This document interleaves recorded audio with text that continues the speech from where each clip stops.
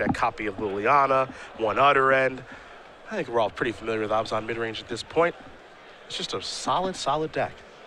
As we take a look at the game state here, it is game number 3. Nick Gill on your left. He's got a Seeker of the Way in play. He also has a Mastery of the Unseen. Okay. Limited All-Star. We don't see this one a lot. 2 mana. Kind of plays the role of Illuminarch's Ascension in a weird way. I thought this card had some legs as an anti-control sideboard card for aggressive strategies. So this is the first time getting to see it in action. These players getting the board state all ready here for you guys at home. Chain of the Rocks took care of a Siege Rhino. And then on Shen's side, you've got Courser of Krufix. You've got Utter End taking care of the Mastery of the Unseen. And perhaps both players may be playing off the top of their deck with no cards in hand. Now the big question is, are those creatures anything? Well, there's an Outpost Siege. Now the question is, what's that going to be, Khans or Dragons? I would have to imagine this is going to be Khans. Looks like it may be.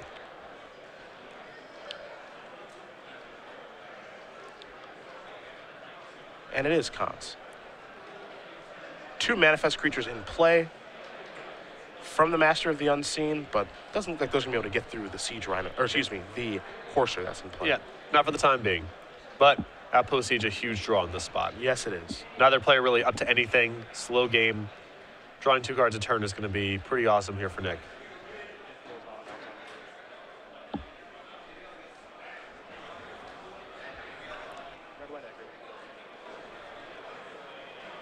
Temple is the draw.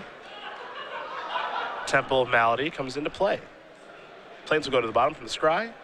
Top card, Abzan Charm. That'll be the draw next turn there for Shen as we go back to Gil. Mountain is the reveal to Outpost Siege. Mountain will come into play. Was Gil's draw any good? Well, it wasn't bad. It got him Rabble Master. Take a look at those manifest creatures, will Nick. He'll get a Goblin token. Everybody's coming to the red zone now. It's a block on a manifest creature. We'll see which one it's going to be. What was that? It was a Windscar, Craig. Pretty aggressive attack there from Nick. I wonder if the other manifest creature down is something real. Sure. And he was hoping to get a block there. Windswept Teeth off the top from the Courser. A little bit of life gain here. Abzan Charm was the draw. Shen going to sacrifice his Windswept Teeth. Get a Plains out of his deck. Shuffle. We'll see a new card with Courser of Krufix in just a moment here. Or Abzan Charm was the draw there for Shen, so you have to imagine he'll be casting that in just a moment since he has so much mana in play. Yeah. High life total here, so that's not a consideration. And he really needs to find more action now with the Outpost Siege on the other side of the table.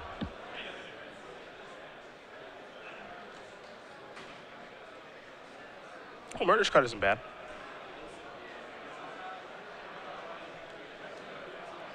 Two cards coming here for Shen. He'll go down to 20. Urborg as well. Top card, Hero's Downfall.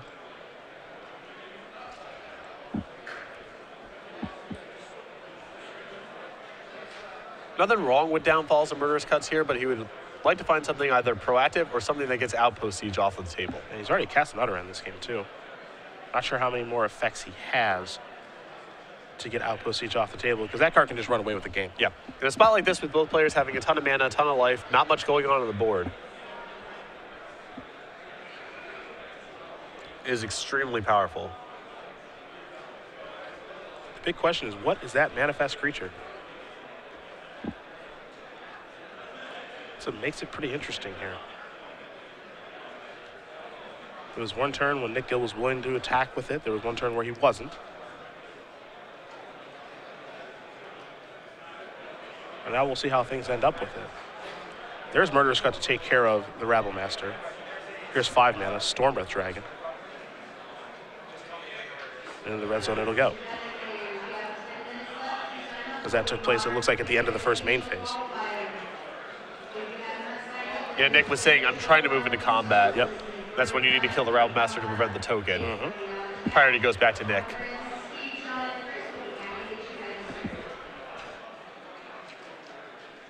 Both players can get the life totals in order here before passing the turn back.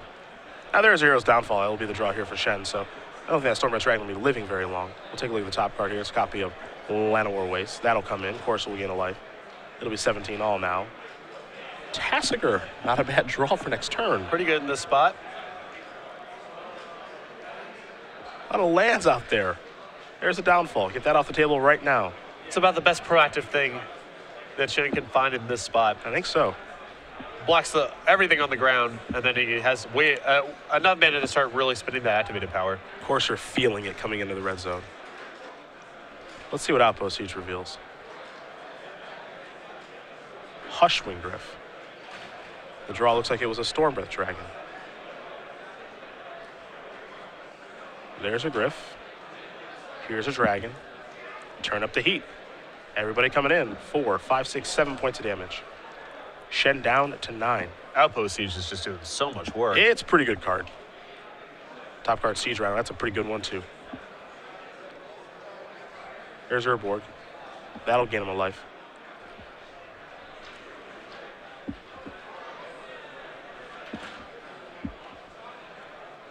Well, Tassiger's a pretty easy route to go.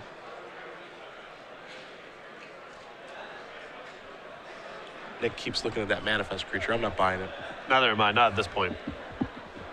The thing is, there's a lot of pressure on getting this delve right, because he needs to get to a removal spell for the Stormbreath Dragon or something to block very quickly.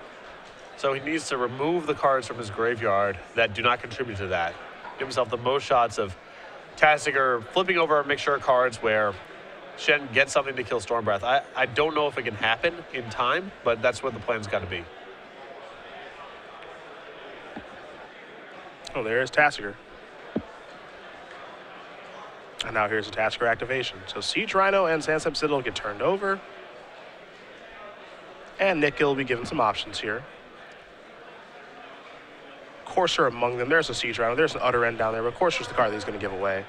That's why I was a little surprised to see Shen get rid of the Windswept Heaths when he delved there. It seems like he has cards in his graveyard like Courser Krufix that are worse. And he just needs to get to Hero's Downfall or something similar as fast as possible.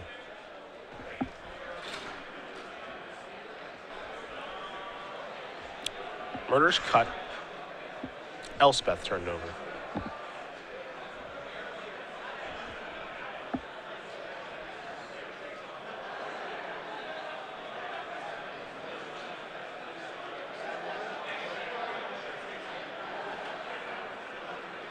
More options here.